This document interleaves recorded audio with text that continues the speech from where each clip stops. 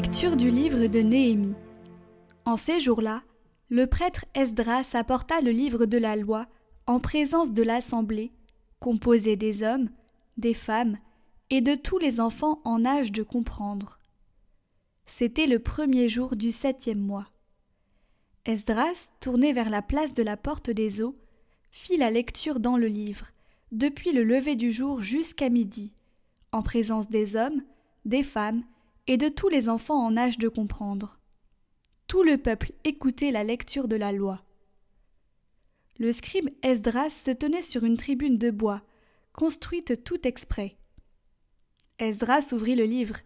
Tout le peuple le voyait, car il dominait l'assemblée. Quand il ouvrit le livre, tout le monde se mit debout. Alors Esdras bénit le Seigneur, le Dieu très grand, et tout le peuple, levant les mains, répondit « Amen, Amen !» Puis ils s'inclinèrent et se prosternèrent devant le Seigneur, le visage contre terre. Esdras lisait un passage dans le livre de la loi de Dieu, puis les Lévites traduisaient, donnaient le sens, et l'on pouvait comprendre. Néhémie, le gouverneur, Esdras, qui était prêtre et scribe, et les Lévites qui donnaient les explications, dirent à tout le peuple : « Ce jour est consacré au Seigneur votre Dieu. Ne prenez pas le deuil, ne pleurez pas. » Car ils pleuraient tous en entendant les paroles de la loi.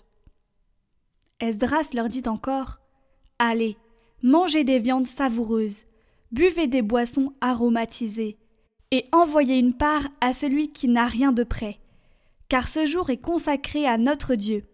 Ne vous affligez pas, la joie du Seigneur est votre rempart. » Tes paroles, Seigneur, sont esprit et elles sont vie. La loi du Seigneur est parfaite, qui redonne vie. La charte du Seigneur est sûre, qui rend sages les simples. Les préceptes du Seigneur sont droits, ils réjouissent le cœur.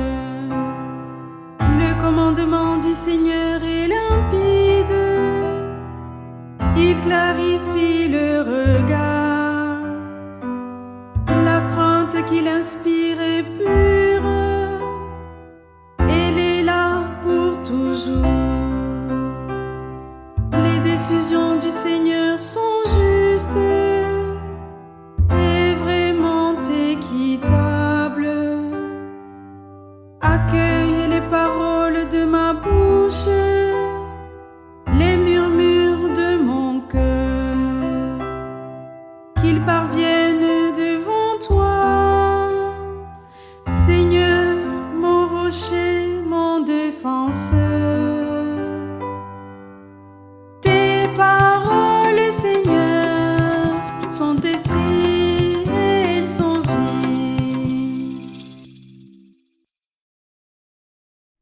Lecture de la première lettre de saint Paul apôtre aux Corinthiens. Frères, prenons une comparaison. Notre corps ne fait qu'un. Il a pourtant plusieurs membres. Et tous les membres, malgré leur nombre, ne forment qu'un seul corps. Il en est ainsi pour le Christ. C'est dans l'unique esprit, en effet, que nous tous, juifs ou païens, esclaves ou hommes libres, nous avons été baptisés pour former un seul corps. Tous, nous avons été désaltérés par un unique esprit. Le corps humain se compose non pas d'un seul, mais de plusieurs membres. Le pied aurait beau dire « Je ne suis pas la main, donc je ne fais pas partie du corps », il fait cependant partie du corps. L'oreille aurait beau dire « Je ne suis pas l'œil, donc je ne fais pas partie du corps », elle fait cependant partie du corps. Si, dans le corps, il n'y avait que les yeux, comment pourrait-on entendre ? S'il n'y avait que les oreilles, comment pourrait-on sentir les odeurs ? Mais dans le corps, Dieu a disposé les différents membres comme il l'a voulu. S'il n'y avait en tout qu'un seul membre, comment cela ferait-il un corps ? En fait, il y a plusieurs membres et un seul corps. L'œil ne peut pas dire à la main « Je n'ai pas besoin de toi ». La tête ne peut pas dire aux pieds « Je n'ai pas besoin de vous ». Bien plus, les parties du corps qui paraissent les plus délicates sont indispensables. Et celles qui passent pour moins honorables, ce sont elles que nous traitons avec le plus d'honneur. Celles qui sont moins décentes, nous les traitons plus décemment. Pour celles qui sont décentes, ce n'est pas nécessaire.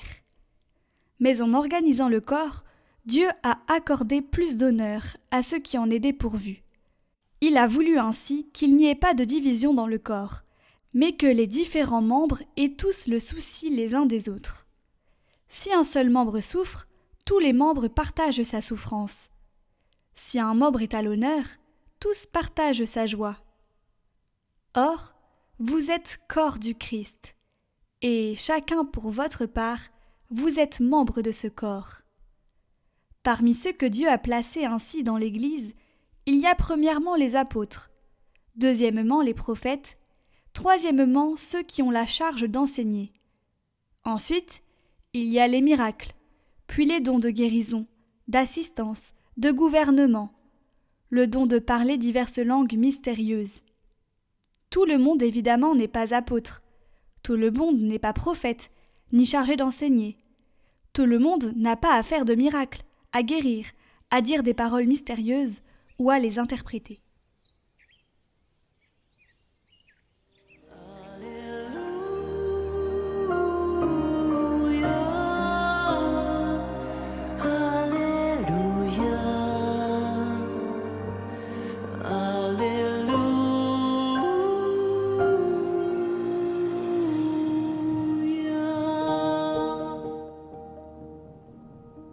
Le Seigneur m'a envoyé porter la bonne nouvelle aux pauvres, annoncer aux captifs leur libération.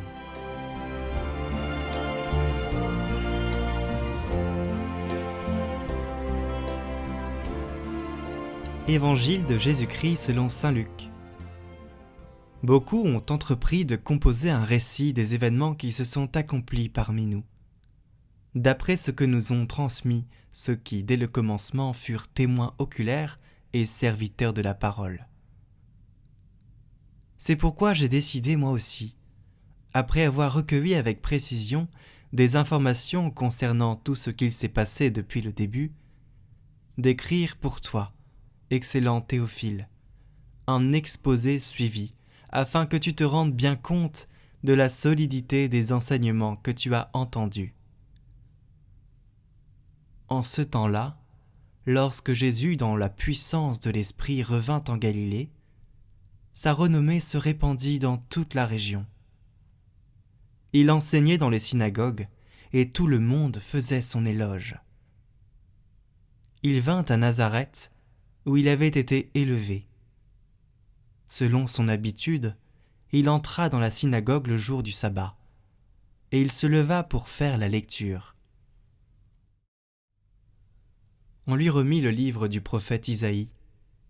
Il ouvrit le livre et trouva le passage où il est écrit « L'Esprit du Seigneur est sur moi, parce que le Seigneur m'a consacré par l'onction. Il m'a envoyé porter la bonne nouvelle aux pauvres, annoncer aux captifs leur libération et aux aveugles qu'ils retrouveront la vue, remettre en liberté les opprimés, annoncer une année favorable accordée par le Seigneur. » Jésus referma le livre, le rendit aux servants et s'assit. Tous dans la synagogue avaient les yeux fixés sur lui. Alors il se mit à leur dire « Aujourd'hui s'accomplit ce passage de l'Écriture que vous venez d'entendre. »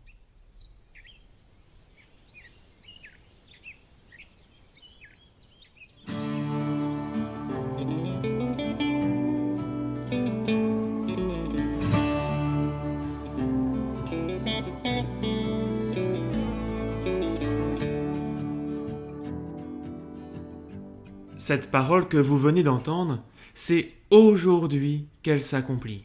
Aujourd'hui, les pauvres reçoivent l'Évangile. Aujourd'hui, les captifs sont libérés. Aujourd'hui, les aveugles voient. Aujourd'hui, les opprimés sont soulagés. et tous les hommes bénéficient d'une année de bienfaits. Chers amis, aujourd'hui s'accomplit cette parole, nous dit Jésus. Le croyons-nous? Le croyez-vous? Croyez-vous qu'aujourd'hui, au cours de la messe, au cours de cette journée, cette parole s'accomplit aussi pour vous? Il est ici question de notre foi en l'aujourd'hui de Dieu. Le premier constat que nous pouvons faire, il est très difficile pour nous, malgré notre réelle foi en Dieu, d'entrer dans le temps de Dieu. Nous sommes inscrits dans le déroulement linéaire du temps. Le cycle des saisons nous emporte. Nous naissons, nous vivons, nous mourons, et ainsi de génération en génération. On vit avec le passé, avec nos souvenirs, nos regrets. On rêve de l'avenir, ou on s'en inquiète. On a des projets pour demain. Et nous avons cette impression qu'en apparence, rien ne change véritablement. Depuis 2000 ans, tout semble s'écouler comme avant. Un an de plus, c'est un an de moins. Le deuxième constat, celui de la foi.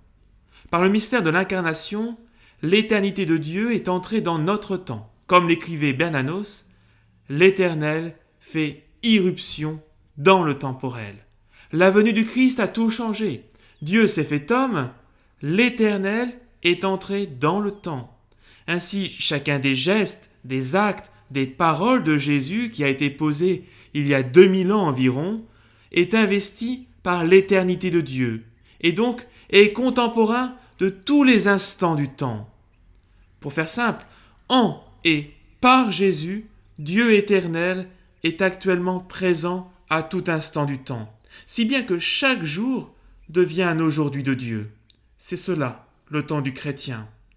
Alors certes, cette transformation du temps est aussi cachée que l'était le Fils de Dieu dans l'humanité de Jésus, de même qu'il fallut les yeux de la foi pour permettre à Simon-Pierre de reconnaître le Christ, tu es le Christ, le Fils du Dieu vivant, eh bien il nous faut à nous également les yeux de la foi pour découvrir combien le temps, notre histoire est changé par la présence du Christ.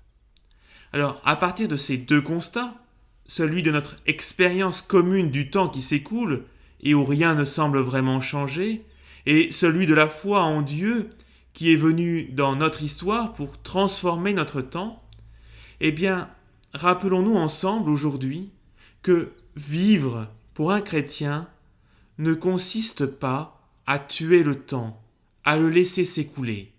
Oui, le temps s'écoule, certes, mais si chaque jour, chaque minute est l'aujourd'hui de Dieu, quelle vocation à mon présent? C'est un véritable trésor que Dieu a mis dans mes mains. C'est aujourd'hui que Dieu nous parle et que s'accomplit sa parole. Quelques exemples. Je vous donne un commandement nouveau, c'est de vous aimer les uns les autres. C'est aujourd'hui. Père, pardonne-leur, ils ne savent pas ce qu'ils font. C'est aujourd'hui. Alors vous connaîtrez la vérité vous rendra libre. C'est aujourd'hui. Heureux les miséricordieux, car ils obtiendront miséricorde. Suis-moi. Celui qui croit au Fils a la vie éternelle. Celui qui refuse de croire le Fils ne verra pas la vie, mais la colère de Dieu demeure sur lui. Supportez-vous les uns les autres, et pardonnez-vous mutuellement si vous avez des reproches à vous faire. Le Seigneur vous a pardonné, faites de même. Je suis le cep, et vous êtes les sarments. Celui qui demeure en moi et en qui je demeure porte beaucoup de fruits, car sans moi, vous ne pouvez rien faire. Chers amis, cette parole que vous venez d'entendre, c'est aujourd'hui qu'elle s'accomplit. Faisons l'effort d'entrer dans l'aujourd'hui du Christ, sans nous laisser prendre par l'écoulement du temps du monde. Comme le disait le pape François dans l'une de ses homélies, le moment est de l'homme, le temps est de Dieu.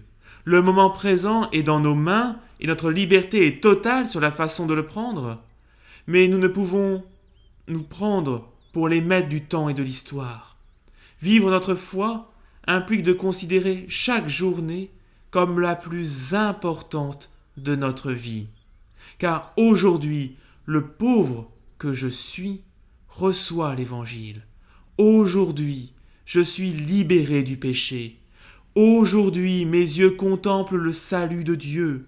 Aujourd'hui, le Seigneur vient me guérir. Voilà comment, chers amis, nous devons vivre le temps de notre vie terrestre jusqu'à notre entrée dans la gloire. La vie éternelle ne connaît plus le temps, elle est un perpétuel présent parce qu'elle est la plénitude de la vie. C'est aujourd'hui que cela s'accomplit. Que la bénédiction du Dieu Tout-Puissant, Père, Fils et Saint-Esprit, descende sur vous tous et y demeure à jamais. Amen.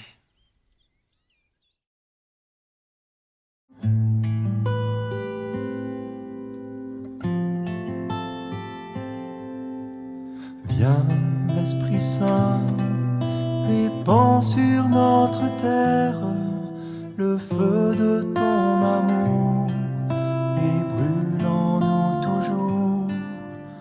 Viens, Esprit Saint, répands sur notre terre le feu de ton amour et brûle en nous toujours. Viens manifester ton amour et ta bonté à tous tes enfants qui te cherchent en vérité. Viens nous libérer de la mort et du péché. Viens nous consoler, Esprit Saint. Oh, viens. Viens, Esprit Saint, répands sur notre terre le feu de ton amour et brûle en nous toujours. Viens, Esprit Saint, répands sur notre terre le feu de ton amour et brûle en nous toujours. Viens renouveler dans la foi, la charité, tous les serviteurs de ton Église assemblée. Viens nous réchauffer, que nous puissions proclamer Jésus est Seigneur, Esprit Saint. Oh,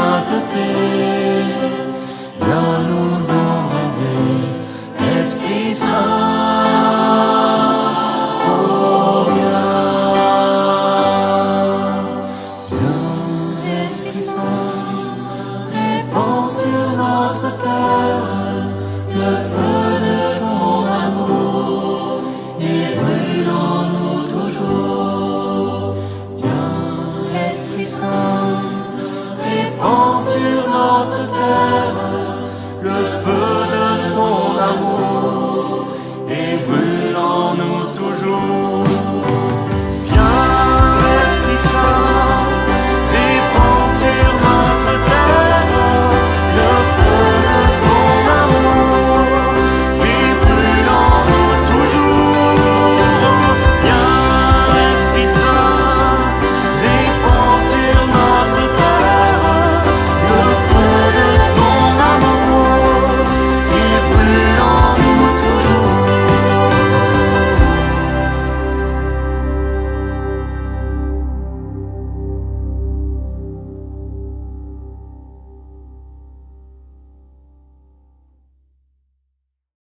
Prions pour toutes les intentions déposées en commentaire cette semaine. Notre Père, qui es aux cieux, que ton nom soit sanctifié, que ton règne vienne, que ta volonté soit faite sur la terre comme au ciel. Donne-nous aujourd'hui notre pain de ce jour. Pardonne-nous nos offenses, comme nous pardonnons aussi à ceux qui nous ont offensés. Et ne nous laisse pas entrer en tentation, mais délivre-nous du mal. Amen. Je vous salue Marie, pleine de grâce. Le Seigneur est avec vous. Vous êtes bénie entre toutes les femmes, et Jésus, le fruit de vos entrailles, est béni. Sainte Marie, Mère de Dieu, priez pour nous pauvres pécheurs, maintenant et à l'heure de notre mort. Amen.